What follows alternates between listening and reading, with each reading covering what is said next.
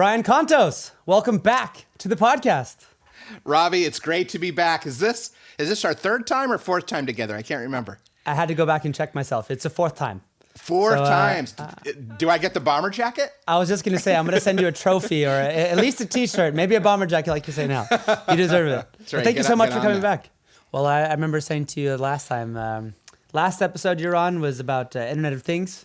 And you work for a company called Phosphorus, and I remember that because it was the tip of the match, Phosphorus. That's right. I was at a party one day, and they were like, "What's that?" And I had the winning answer. I thought of you immediately. Did you? Oh, well, I'm so glad. I am known for party tricks. There you go. Right? Cool. Still working very closely. Great company.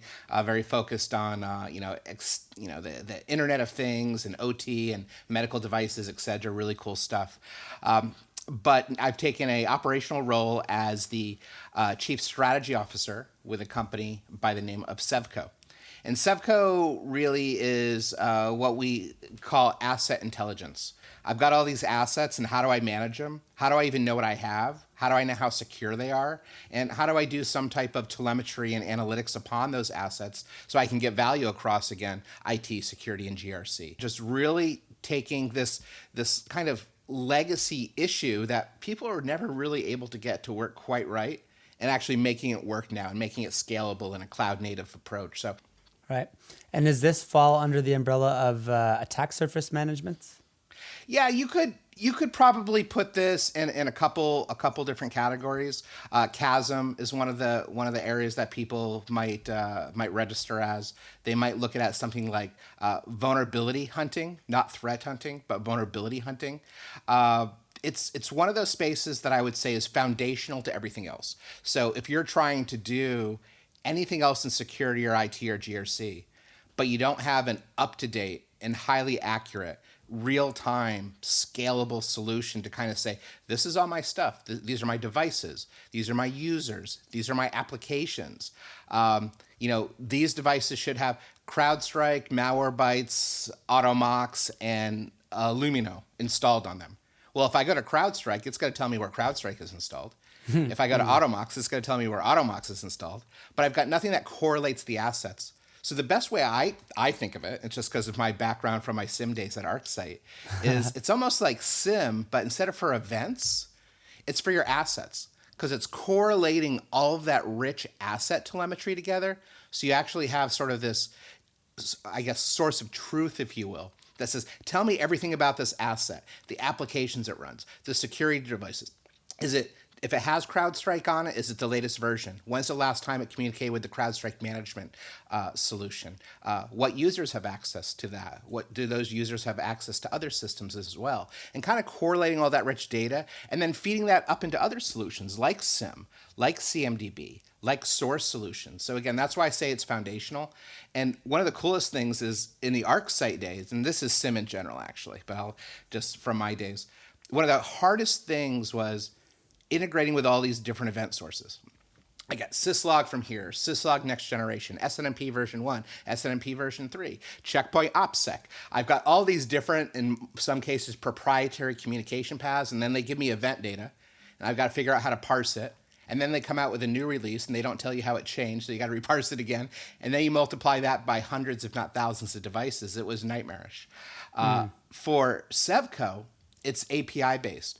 So it makes API calls from the cloud into all the management solutions. So not the devices themselves, but the devices that manage those devices. So you might have 5, 10, 15, 20 sources, and it has a real-time API connection into the cloud and then correlates all that information together. And that's asset management's been around for a long time. In fact, a lot of companies just do it with like Google Sheets. They'll go, here's a laptop. This laptop belongs to Robby. This laptop is Windows. This is the version. It's running these things. Next one, this laptop's Brian's. And it might sound funny, but it's more sad because it's actually the truth. And I've seen people with really fancy spreadsheets, pivot tables and this and that, and kudos to them for their ninja-like spreadsheet tools. But by the time you get to line 20,000 of that, the first 10,000 lines are already out of date because everything just changes so quick, especially when you start talking about SaaS applications and you bring in IoT devices like we talked about from Phosphorus earlier. But this is easy. One of the coolest things is we just did a roadshow and we were at a steakhouse, and we told people, hey, bring your laptop and bring a couple API keys, and we'll just show you how quick it is.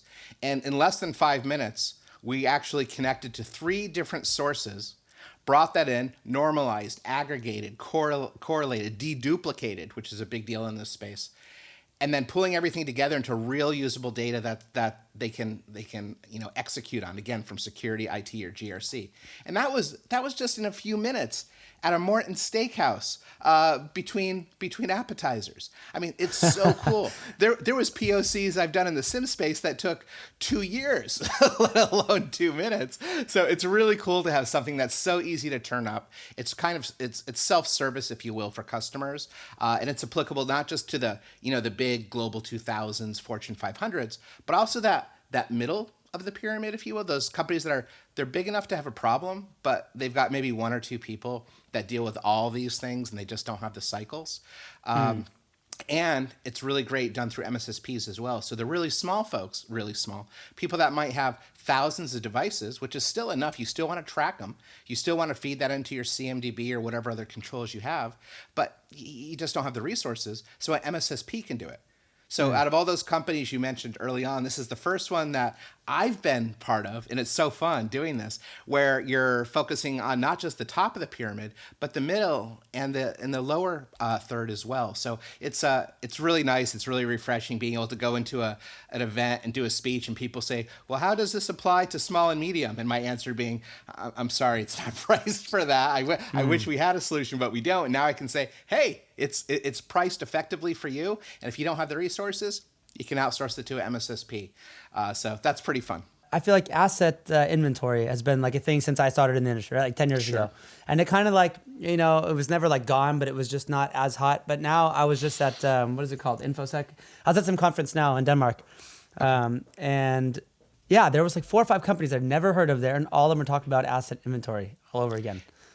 It's here's the thing. It's not like you walk around RSA, for example, or in a few months Black Hat, and what are people going to be talking about? Chat GPT, AI, as well they should, because those types of events follow these specific trends, and there's things there that we certainly need to be focused on. Asset management, it's not greenfield. It's been around for a long time, but it's been kind of clunky. I mean, the solutions people are leveraging today were built years and years ago, and they didn't really work that well back then. With today's environments, with SaaS and IoT and systems being spun up and torn down in like Amazon cloud environments and things like that, and just the sheer volume of devices, it has to be cloud native, one. So if you don't have a cloud native solution, forget it. It's just not geared to work in today's world. So I think this is a space that's definitely going through a renaissance. And we're just seeing a new generation of these solutions, and not that different than when the initial firewalls came out, and then we started seeing new generations of firewalls and new capabilities come out in that space too. I mean, the first thing I think of is you can't protect what you don't know you have or whatever, right? So that's super obvious. And you mentioned that you had you're having chats with GRC and different parts of the business that you usually weren't talking to. What are some of their use cases that, So all those other security tools that you've purchased for incident prevention and incident detection and incident response and intel, they're not operating at their highest level of ROI. Why? Because they're depending on known goodness, if you will, known truth within those assets. Just like SIMs. If you're feeding SIMs bad data from your IPS solutions and your syslog information and your firewalls, it's not going to give you good information because it's bad information going in. And we're seeing folks now that have spent a lot of money on CMDB and SOAR and all these other solutions. And nothing against those tools, but they're relying on broken data going in. So garbage in, garbage out, if you will. So it really folds into so many things. It's almost like saying, man, it's important that your power's always on. It's important that you have network connectivity. And I would say it's also foundational and important that everything you can about your assets. And that's kind of what the folks in GRC are looking at.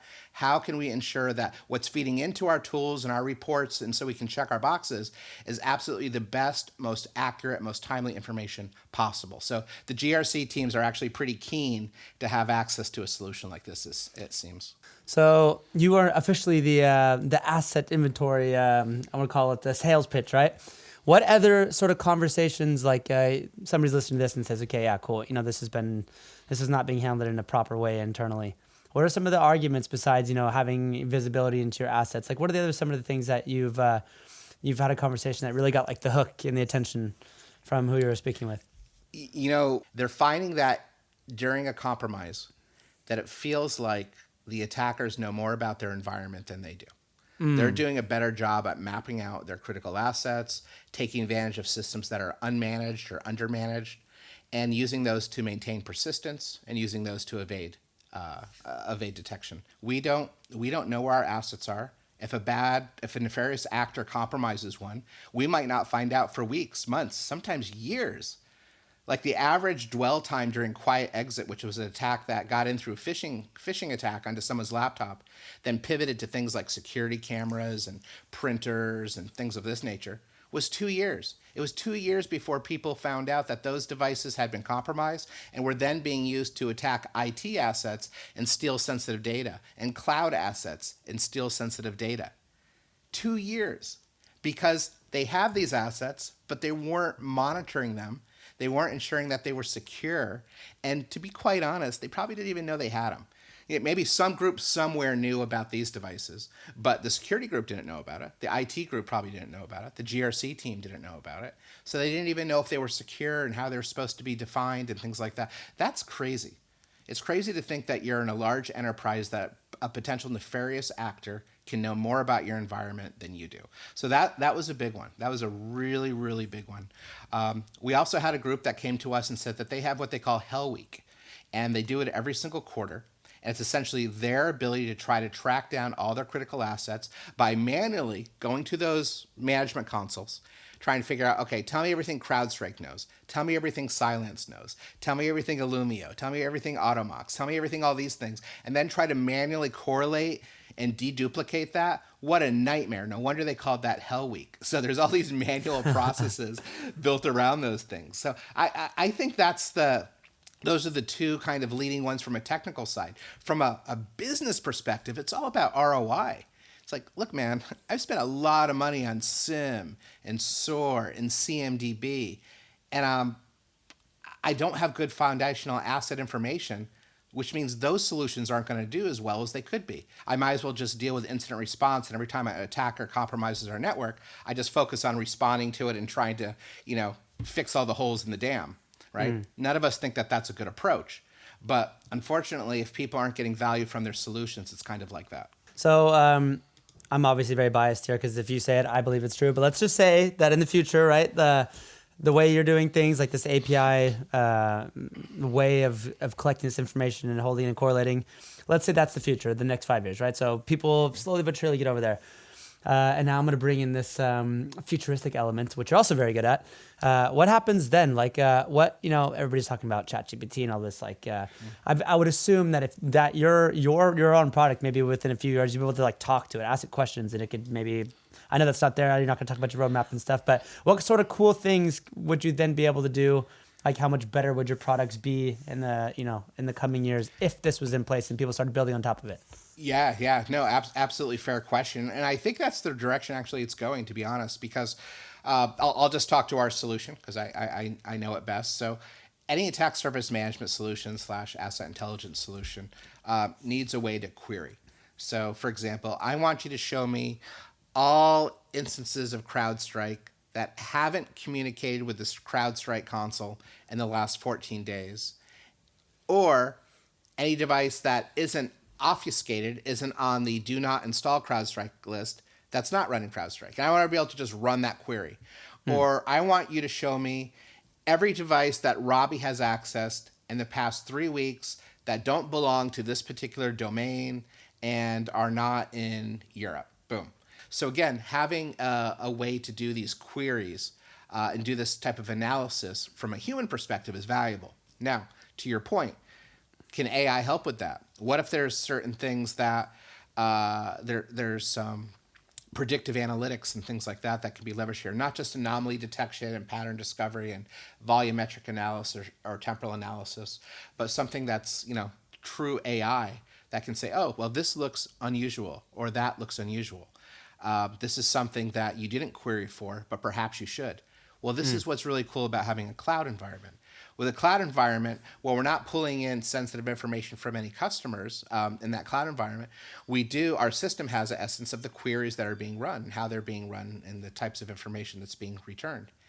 And an AI engine could learn from that, right? Could learn based on what's being produced there. So if this is working for these 5 customers over here, it might work for these other 5,000 customers over here.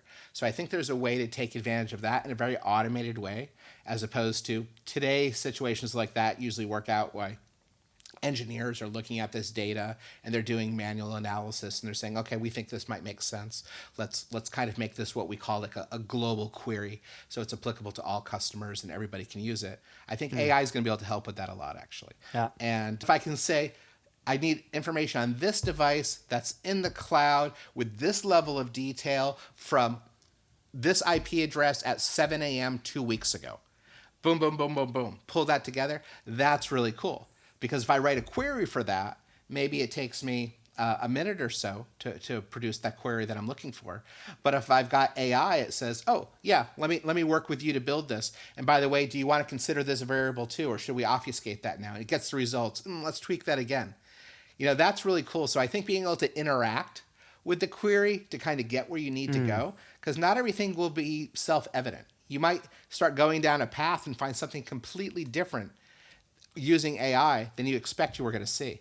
And the example I think about when I say that is one of my first startups, actually my very first startup was RipTech. And it was with Amit Yaron, Tim Belcher, Grant Geyer. Amit's now the CEO of Tenable. I had just left Bell Labs. I had just moved back from Brazil to the United States. And we were just kids. We were sitting on spools of like RJ45 cable. So a startup in the truest sense of the word. But the point was we were this MSSP. And before we sold to Symantec, we had this SOC, the Security Operations Center. We'd have all these queries that we put in there across the customer data to look for malicious activity. Well, one time we were looking for credit card information that might be leaking out of the network. People that are accidentally or intentionally sending credit cards. So we had these different queries that we put together. Well, we put together this one query to look for credit cards, and it was catching it. It would catch and say, hey, this person sent off sensitive information, something you need to be aware of.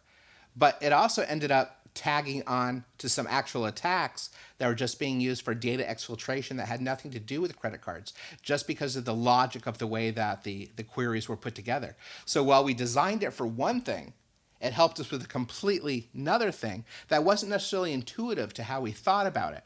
And I think AI is really going to help with that thing. I mean, it can make what we think we should do easier, but I'm hoping what it will do is help find new paths to go down that we didn't necessarily consider.